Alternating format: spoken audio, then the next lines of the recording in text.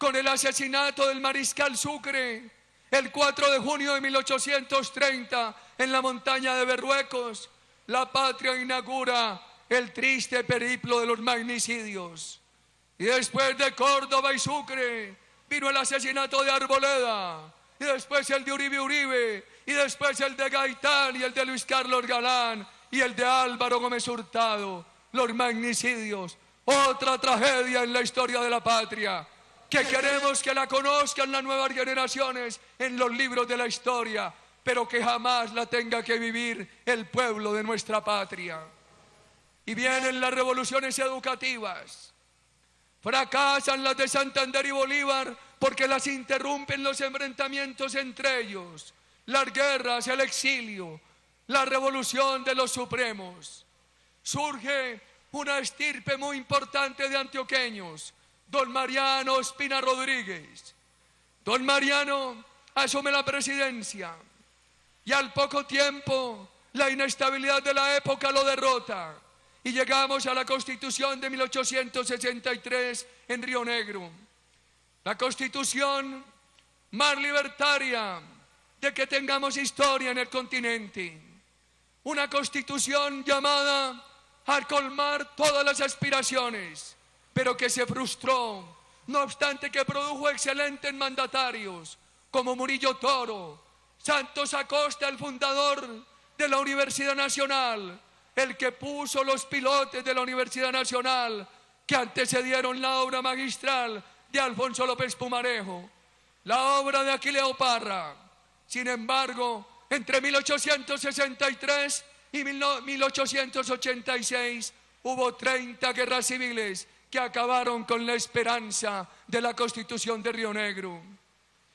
Llegó la presidencia de Núñez.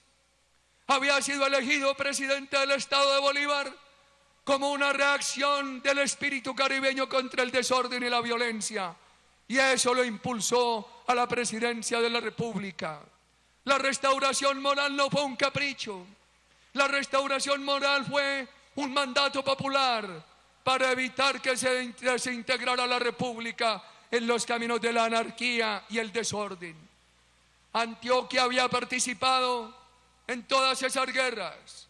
Antioquia había participado en aquellas guerras que se dan entre finales de 1857 y las guerras que llevaron finalmente a la Constitución del 86. Pero Antioquia se separa de las guerras en esos últimos 25 años del siglo XIX.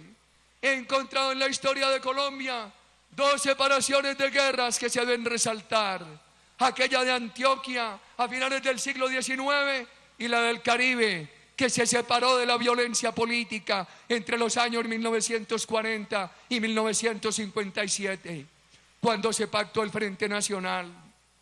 ¿Para qué sirvió que Antioquia se separara de la guerra?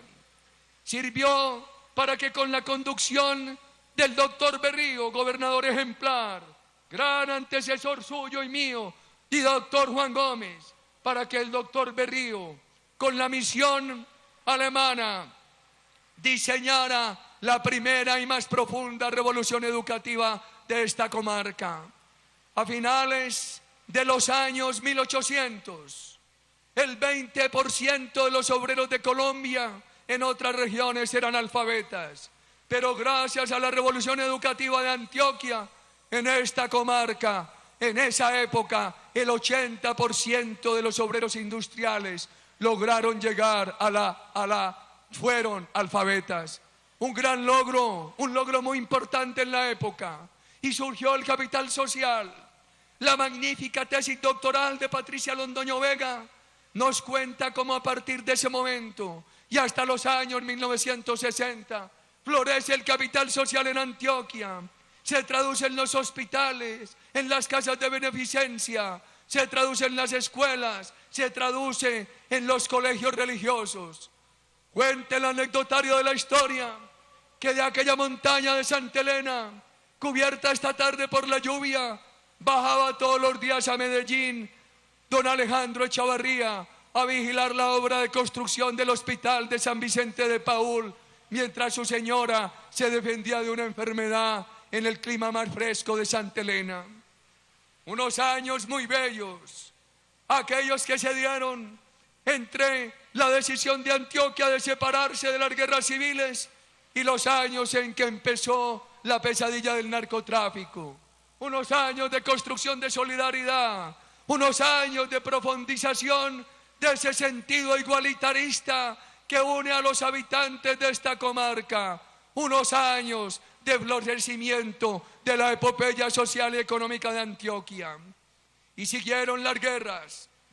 Increíble, mientras Antioquia se había separado de esas guerras, dos grandes de la montaña, Rafael Uribe Uribe y Pedro Nel Ospina, eran los líderes de las guerras que se estaban dando en otras regiones del país. Pero ambos concurren a los pactos de paz de 1902.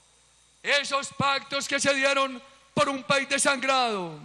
Esos pactos que pusieron punto final a la guerra de los 1128 días. La guerra conocida como la guerra de los 1000 días. Esos pactos que pusieron punto final a ese desangre entre los partidos, que en aquella Colombia de poca población de la época dejó 100.000 muertos. Fueron 3 pactos, uno en Chinácota, en norte de Santander, cerca de Cúcuta. Allí acudió a finales de 1902 el general Ramón González Valencia. Otro en el buque Wisconsin en Panamá. Allí acudió el general Vázquez Cobo en representación de las fuerzas oficiales, y allí acudió el general Lucas Caballero en representación de las fuerzas insurgentes. Y el tercer pacto lo firmó uno de los nuestros en la hacienda Neerlandia en el Magdalena, Uribe Uribe.